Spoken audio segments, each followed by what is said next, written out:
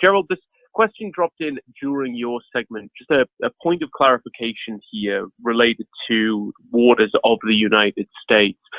The audience member asked the Biden administration advised they would leave the 2021 water of the U.S. rule in place while they worked on perhaps a new rule rather than reverting to the 2015 rule. So it was just to clarify that if they had that option, given the part of the 2020 rule was perhaps to repeal that 2015 rule. Well, two comments about that, if I may. One is what Biden administration also indicated is that what they're looking to do with the with the new rule that is currently being drafted is basically to go back and pick up all of the features of the 2015 rule. So that is that's the process that is being used. And if you would clarify for me the exact question that was being asked in terms of the option that was available. Sorry, it just said, just to clarify, if they had the option to revert to that 2015 rule, given that part of the 2020 rule was perhaps to repeal that 2015 rule. Yeah, and Cam, I might even refer to David on this issue, but my understanding is that since both of those were done administratively, if the Biden administration were to repeal the 2020 rule, then you would revert back to that 2015 rule scenario. But I think the Biden's approach, the Biden administration's approach has been instead just to proceed with a new rule that captures a lot of the components that are picked up by the 2015 rule and that were eliminated by the 2020 rule.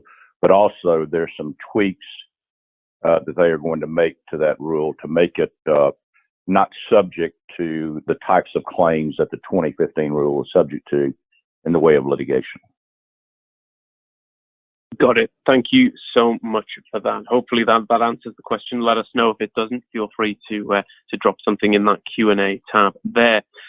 Another question, Gerald, that dropped in for you, again related to the waters of the United States. Is it possible that due to this new definition of what constitutes the waters of the United States, it'll require an entity to obtain a permit, perhaps where no permit is required, maybe under the current definition? Yeah, I think that's a general question. Here's what I would say is, yes, there certainly, with respect to the 2020 rule, the rule that's in place today, the new Biden administration rule, when it comes into effect, will pick up as jurisdictional waters areas that were not considered jurisdictional waters under the 2020 rule. And therefore, with respect to those areas, if there is any spill occurring in those areas, then a new permit would be required under the Clean Water Act, whether that's a nationwide permit or whether that's an individual permit. To the extent that those are jurisdictional waters, a permit would be required. Thank you so much for that. And David, a quick question that dropped in during your segment. It is, as with all of our questions, open to everybody, but David, perhaps you want to lead us off with this one. It was just asking, do you anticipate the EPA issuing new Clean Air Act 111 rules for GHG emissions from source categories, maybe other than power plants and the oil and gas sector? That's a great question. I certainly think we could see that as a way for the Biden administration to implement its agenda on addressing climate change. Up to now, we've seen the focus be on the largest two source categories, which are coal-fired power plants and the oil and gas sector.